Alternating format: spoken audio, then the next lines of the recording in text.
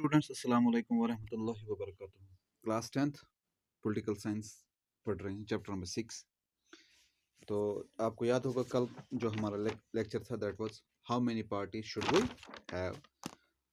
तो मैंने आपको one party system, two party system, three multi party system और मैंने इंडिया के बारे में डिस्कस किया था कि हमारे पास मल्टी पार्टी सिस्टम है। क्यों होनी चाहिए हमारे पास मल्टी पार्टी सिस्टम? क्योंकि यहाँ पे डाइवर्सिटी है, डाइवर्सिटी इन वेरियस एस्पेक्ट्स। हम रिलीजन की बात करें, हम रीजन की बात करें, हम जियोग्राफी की बात करें, तो यहाँ पे डाइवर्सिटी है। तो आज हम देखेंगे नेशनल पार्टीज। नेशनल पार्टीज वो पार्टीज है जो पार्लियामेंट में होती है या पार्लियामेंट में सरकार बनाती है at the country level. Those parties are called national parties, जो पार्लियामेंट इलेक्शन लड़ती है और वो कंटेंडर्स होते हैं किसके लिए? सरकार बनाने के लिए। तो आज हम वही देखेंगे, क्योंकि डेमोक्रेसी में जो एक सेटअप है, डेमोक्रेटिक सेटअप जो है, क्योंकि आपको पता है India is a federal country, यहाँ पे पॉलिटिकल पार्टीज बनी है और पॉलिटिकल पार्टीज को हक दिया जाता है कि वो सरकार बनाए, जो सीटें लें, जितना भी टारगेट सीटों का है वो उनको मिल जाए और वो सरकार बना सकती है।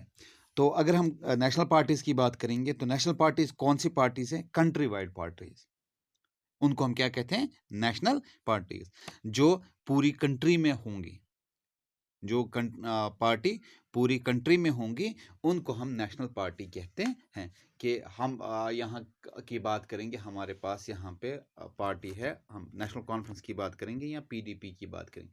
नेशनल कॉन्फ्रेंस और पीडीपी जम्मू कश्मीर में ही है।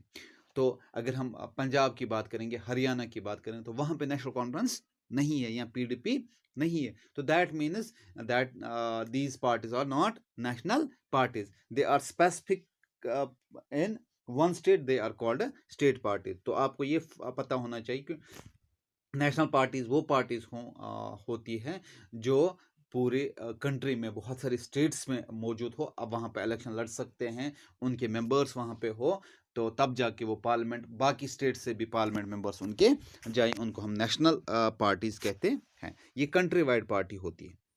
These parties have their units in various states, जो मैंने आपको कहा था अभी कि इनके जो यूनिट्स होते हैं, इनके जो कार्यकर्ता होते हैं, इनके जो मेंबर्स होते हैं, इनके जो ऑफिसर्स होते हैं, वो बाकी स्टेट्स में भी होते हैं।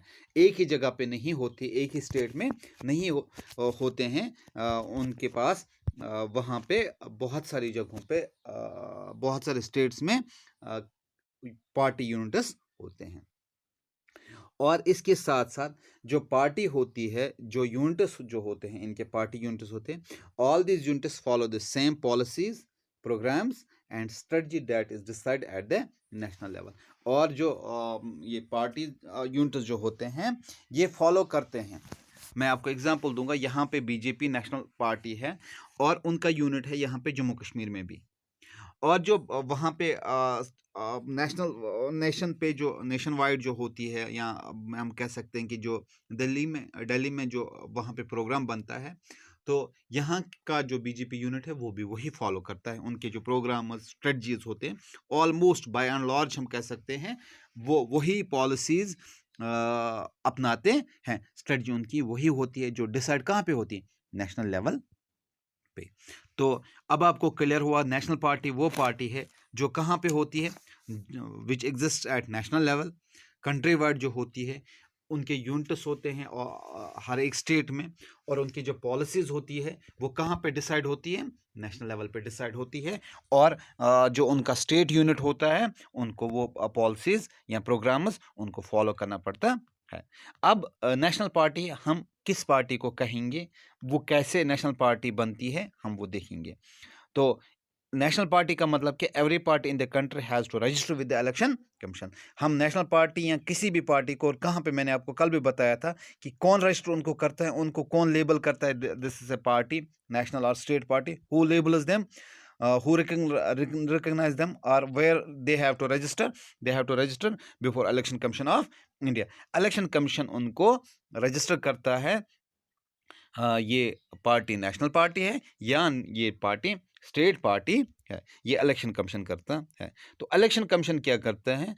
तो वो हर एक पार्टी को दे, इलेक्शन कमीशन जो है, commission treats all parties equally, it offer some special facility to the large and establish party.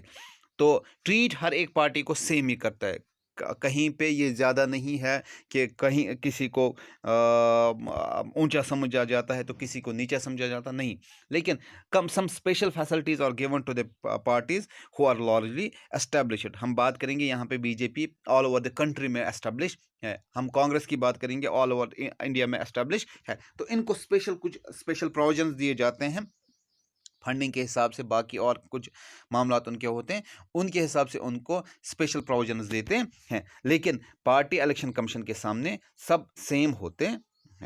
तो इसके बाद पार्टी क्या करती है, जब रजिस्टर होती है पार्टी तो इनको दिया जाता है यूनिक सिंबल्स। तो these parties are given unique symbols, उनको क्या दिया जाता है, यूनिक सिंबल। मैं बात करूंगा लोटस बीजेपी का है, हैंड किसका है, कांग्रेस का। और आपने कभी देखा है कि कोई और पार्टी वो यूज़ कर सकते, नहीं, वो बिल्कुल भी उनको स्पेशली उनको दिया।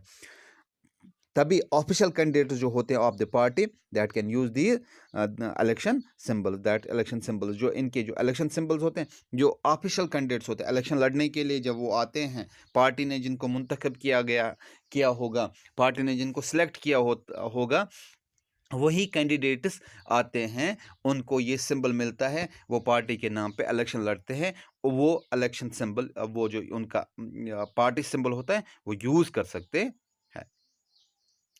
तो इनको ये सिंबल किस चीज़ पे दिया जाता है, जब वो रिकॉग्नाइज होती है।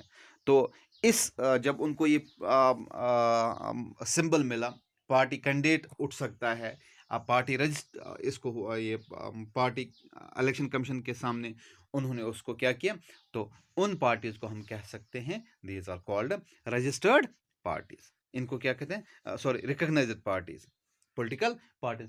ये वो पार्टीज होती है जो political election commission of India के सामने रजिस्टर्ड होती है। तो अब आपको क्लियर हुआ कि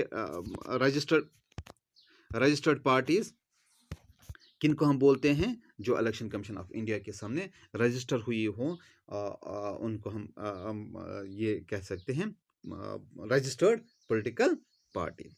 अब क्राइटेरिया क्या है, criteria to be recognised as national party. अब नेशनल पार्टी बनने के लिए एक पार्टी को क्या करना चाहिए, उसके पास क्या चीज़ होनी चाहिए ताकि वो नेशनल पार्टी बने, कोई क्राइटेरिया तो रखा होगा ना। तो क्राइटेरिया क्या है, 6% of votes in Lok Sabha elections.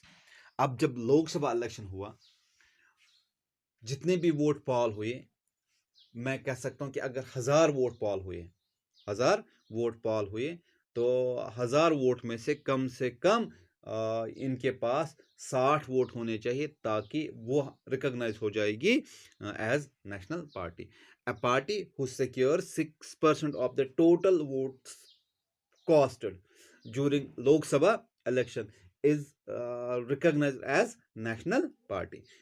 जो भी पार्टी 6% वोट, जो टोटल वोट्स कास्ट हुए हैं उसके 6% वोट्स वो हासिल कर सकें, उसको हम कह सकते हैं दैट इज कॉल्ड, उसको election commission of India recognise करता है एज नेशनल पार्टी। यहाँ दूसरी बात, जो असेंबली इलेक्शन होता है, यहाँ इनको ये करना चाहिए, यहाँ अगर असेंबली इलेक्शन होगी 4 स्टेट्स में असेंबली इलेक्शन अगर होंगे, तो वहाँ पे अगर इनको 6% वोट्स मिले तो वहाँ उससे भी इनको रिकग्नाइजेशन मिलेगी एज नेशनल पार्टी। और इसके साथ साथ इनको क्या करना है कि 4 स्टेट से इनको कम से कम 4 सीटें जीतनी हैं, ताकि वो तब जाके नेशनल पार्टी बनेंगी। तो अब आपको ये क्राइटेरिया समझ में आ गया कि पहले इनको लोकसभा इलेक्शंस में इनको 6% वोट्स मिलने चाहिए, या अगर 4 स्टेट्स में ये असेंबली सीट्स में इलेक्शन लड़ेंगे